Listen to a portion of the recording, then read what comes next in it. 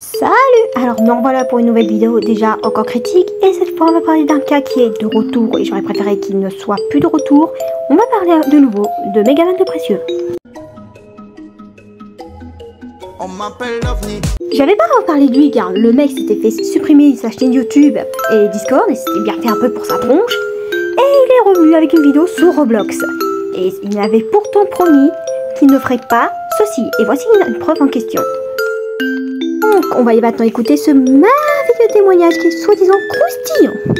Salut à tous et à tous, aujourd'hui je vais vous parler de Roblox. Tout le monde pense que Roblox est un jeu innocent. Tout le monde pense que les créateurs sont des innocents. Et ben moi je vais vous parler de la face cachée de Roblox. Non. Donc, en résumé, je vais pas vous passer tous les extraits, mais il dit qu'il s'est inscrit sur Roblox quand il avait 13 ans, il a mis son adresse email, puis ensuite il a mis sa carte d'identité pour parler en vocal sur Roblox, et qu'il s'est arrivé dans un serveur. Et c'est à ce moment-là que le mensonge commence à devenir énorme et non crédible. Et je décide de rejoindre une game sur Roblox. Mais avant de rejoindre une game, j'ai fait mon skin, voilà, j'ai un skin noir car je suis noir. Le problème c'est que quand je rejoins tout de suite un serveur, il y a tous les serveurs qui m'harcèlent car je suis noir. Du coup je décide de quitter ce serveur et de rejoindre un autre serveur.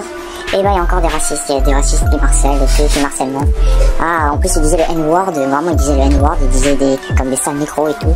Bon, il se peut qu'il y ait des gens cons qui soient racistes sur Roblox, d'accord, mais comment tu peux rejoindre un serveur aléatoirement où tu peux tomber à 100% sur que des racistes? Peux-tu m'expliquer cela?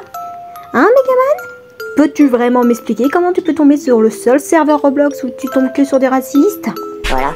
Et puis du coup, bah moi j'étais très offensé. Et le pire c'est qu'il ne se faisait pas ban. Et moi je disais TG et je me faisais ban. C'est pas logique, ce n'était pas... Bon, il y a des chances que des gens se fassent ban de raisons débiles. Mais là, se faire ban juste pour un TG, mais je n'y crois même pas. Logique. Du coup, quand il y a des gens qui m'insultent, bah voilà, ils ne se font pas ban. Et quand moi je leur réponds TG, bah je me fais ban.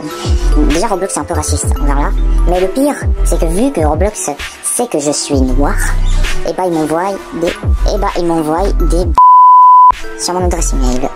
Eh bien, il revient dans le même témoignage qu'il avait fait pour Gacha Life que apparemment Roblox lui aurait envoyé des images pas très catholiques à cause de son adresse email. Mais bien sûr, Roblox ne va pas se casser la tête à utiliser ton adresse email pour t'envoyer n'importe quoi. S'il te demande ton adresse email, c'est soit pour récupérer ton mot de passe, soit pour récupérer ton compte. Et bah ils m'envoient des oui, c'est très bizarre, j'étais traumatisé. Et puis une semaine plus tard, il y a des gens devant ma porte qui viennent avec un Je décide d'ouvrir la porte pour savoir qui c'est. Bon, là ce n'est vraiment pas crédible.